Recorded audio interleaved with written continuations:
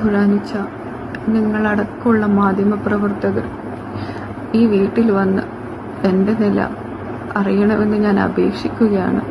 ഈ വീട്ടിൽ ഞാൻ നേരിടുന്ന ടോർച്ചറുകൾ കോമ സ്റ്റേജിലെത്തിക്കാൻ വേണ്ടിയിട്ടാണ് ഇവരിപ്പോൾ ശ്രമിക്കുന്നത്. മുസ്ലിമായ ഒരു വൈദ്യരുടെ പേരും പറഞ്ഞിട്ടാണ് ഇവരെന്നെ ടോർച്ചർ ചെയ്യുന്നത്.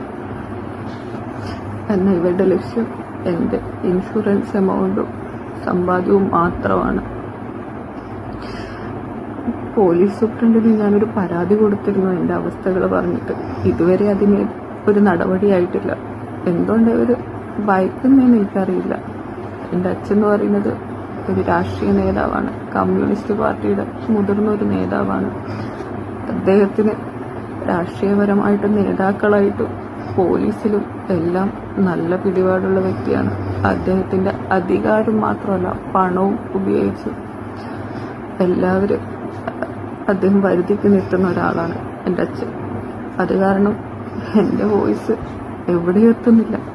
ഞാനിവിടെ അനുഭവിക്കുന്നതോ എന്നോട് ഇവരെന്താണ് ചെയ്യുന്നതെന്നോ ഒരാൾ പോലും അറിയുന്നില്ല.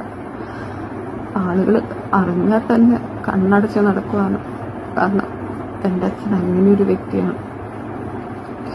എന്നാൽ എൻ്റെ യാഥാർത്ഥ്യം ഈ ലോകം അറിയണമെന്ന് ഞാൻ ആഗ്രഹിക്കുന്നുണ്ട്, അപേക്ഷിക്കുന്നുണ്ട്.